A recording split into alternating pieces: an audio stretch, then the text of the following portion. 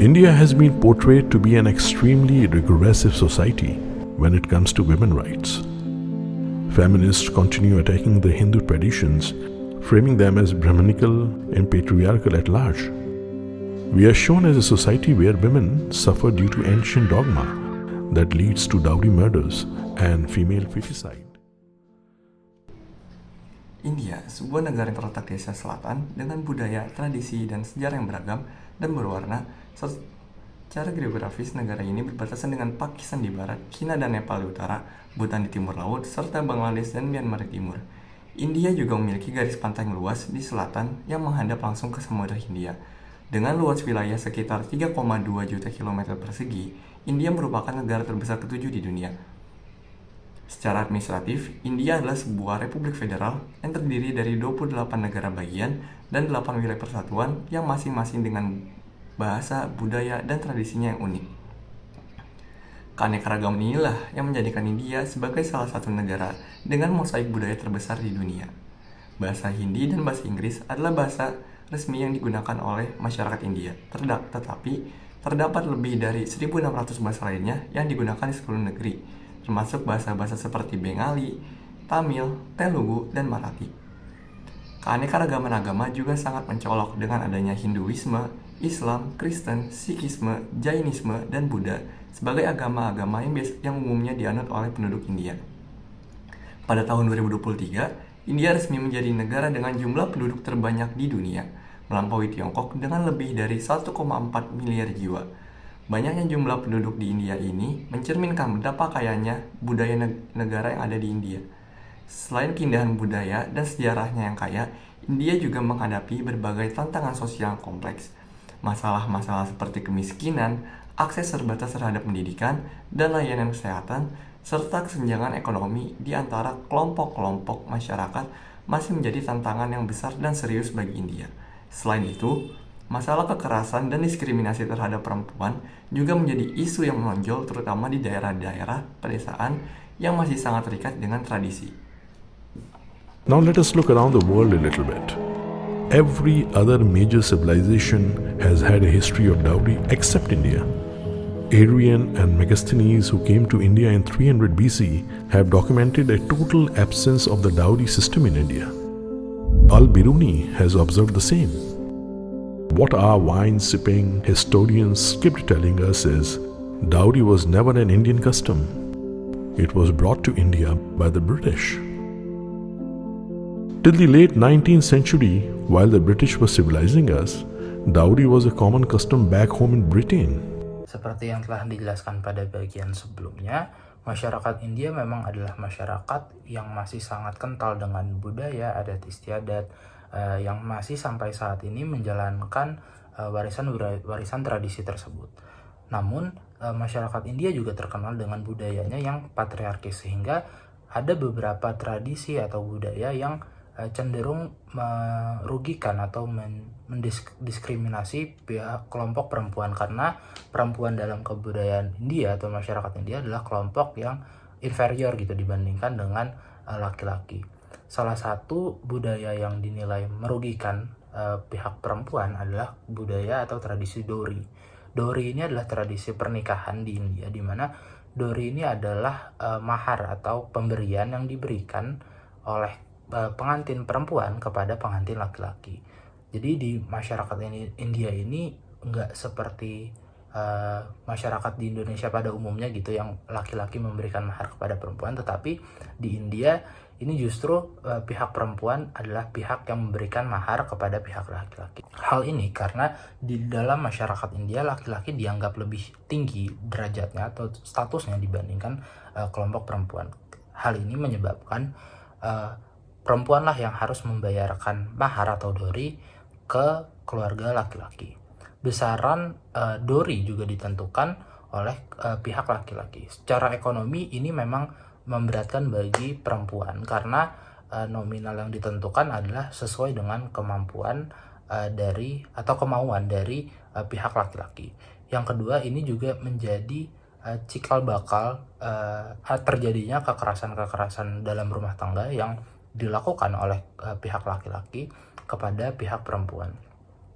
Sebab dalam pembayaran dowry ini bisa dilakukan secara bertahap gitu, sebelum dan setelah pernikahan.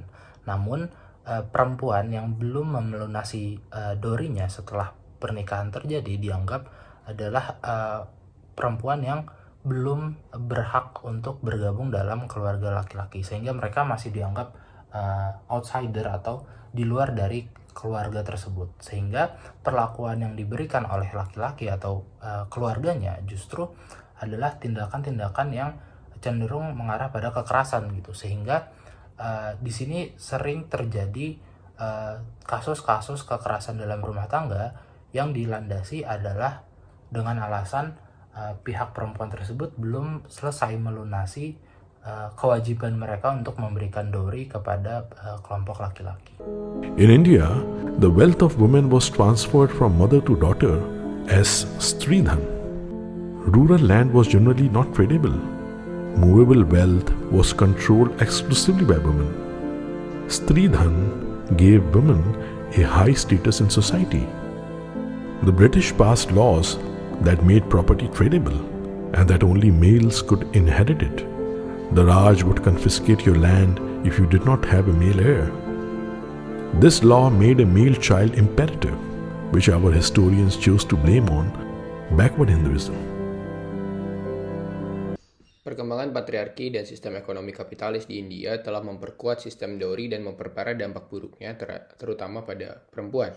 Pada dasarnya, sistem ekonomi kapitalisme mendorong perilaku konsumtif dan juga akumulasi kekayaan yang berkontribusi pada praktik dowry dengan meningkatkan tuntutan finansial dalam jalinan pernikahan. Dalam sistem yang telah dipengaruhi oleh kapitalisme, mahar dianggap sebagai bentuk investasi atau transaksi ekonomi, bukan sekedar simbol budaya, sehingga keluarga laki-laki seringkali menuntut jumlah mahar yang lebih besar sebagai cara untuk meningkatkan status sosial atau memperkuat posisi ekonomi mereka.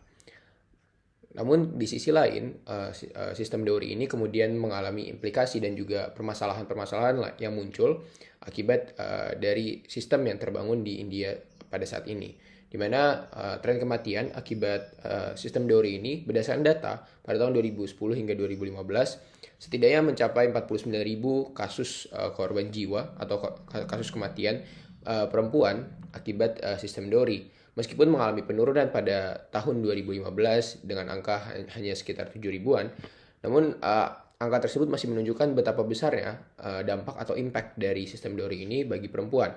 Dan pada tahun 2016 hingga tahun 2020 mengalami penurunan jumlah korban jiwa hingga sekitar 36.000, di mana ada gap sekitar 13.000 dibandingkan dengan range waktu 2010 hingga 2015. Dan pada tahun 2017 hingga tahun 2021 masih juga mengalami penurunan hingga 35.493 perempuan yang meninggal akibat dowry. Namun dari tiga range waktu ini masih dapat dilihat bahwa sistem dowry ini memiliki dampak yang cukup besar bagi perempuan, di mana kasus-kasus kematian ini berada di angka yang cukup tinggi.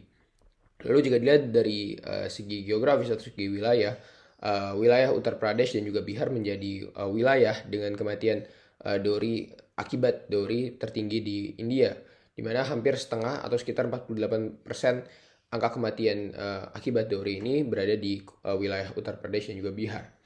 Dan di sisi lain, dampak sosial ekonomi pada perempuan juga menjadi salah satu implikasi dari sistem dowry ini, di mana dalam konteks kapitalisme, perempuan seringkali dianggap sebagai beban ekonomi. Dan ketika mereka menikah, karena adanya biaya mahar yang dibentuk dari sistem dowry ini, di mana kemudian menyebabkan permasalahan sendiri bagi perempuan, di mana tidak hanya menghadapi kekerasan atau resiko kematian akibat mahar atau dowry tadi, namun juga mengalami tekanan sosial dan psikologis yang mendalam akibat adanya sistem dowry ini. Dan yang terakhir mungkin ada dampak pada struktur masyarakat dan juga ekonomi, di mana tingginya angka kematian akibat sistem dowry menunjukkan adanya ketidaksetaraan yang mendalam dalam struktur masyarakat India. Sistem kapitalis yang semakin memperkuat peran ekonomi dalam pernikahan menyebabkan dowry dijadikan alat akumulasi kekayaan oleh keluarga laki-laki. Akibatnya, ketimpangan ekonomi semakin meningkat karena keluarga miskin tidak mampu memberikan mahar yang besar, sementara keluarga kaya mendapat manfaat dari sistem ini. More spouses are killed in the US for insurance money than in India for dowry. But no one makes insurance murders in the US a cultural crime. colonial consciousness turns every crime into a crime of native culture, while in the master race, a crime remains an aberration, merely a criminal act. How funny that the West has always mocked India for women's rights, while they were themselves Talibanized until the 19th century. Berangkat dari seringnya terjadi kasus kekerasan terhadap perempuan dengan alasan dowry, pembayaran mahar itu sebenarnya sudah lama dilarang berdasarkan undang-undang India tertentu, terutama bagian 304B dan juga 490A KUHP India. Secara eksplisit, larangan terhadap dowry juga dicantumkan dalam Dowry Prohibition Act tahun 1961. Dan juga India juga telah meratifikasi instrumen khusus HAM, yaitu Convention on the Elimination of All Forms of Discrimination Against Women atau CEDAW, untuk menekankan larangan diskriminasi terhadap perempuan di India.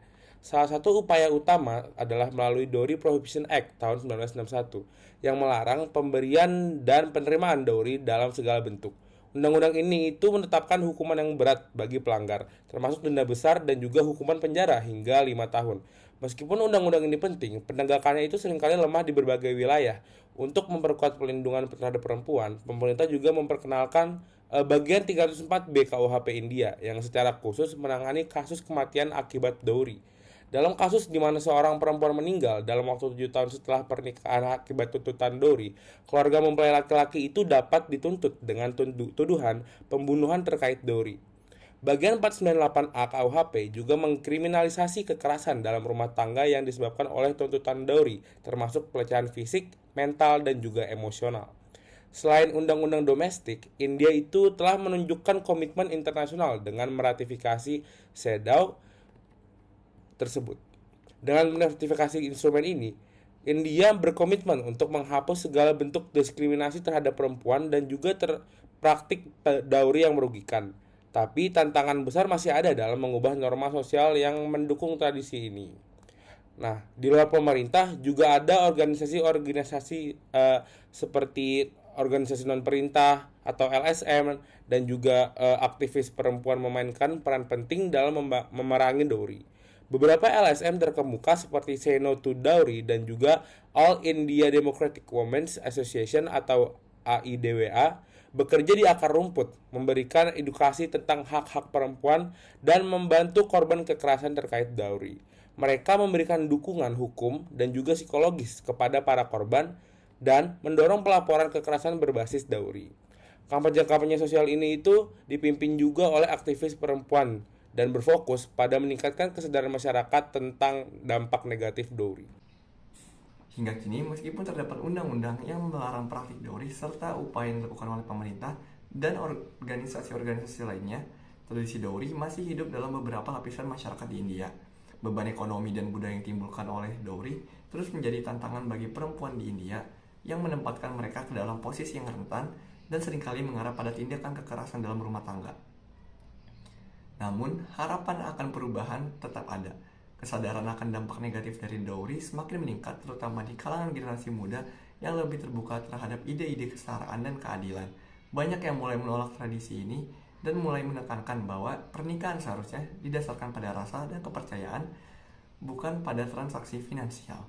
Melalui reformasi hukum yang lebih kuat, pemberdayaan perempuan, dan peningkatan kesadaran publik, masyarakat India dapat mulai meninggalkan praktik dowry dan membuka jalan menuju masa depan lebih inklusif dan adil bagi perempuan di India. Sehingga India tidak hanya dapat dibanggakan dari keindahan budayanya saja, tetapi juga komitmennya untuk melindungi hak asasi dan martabat seluruh rakyatnya.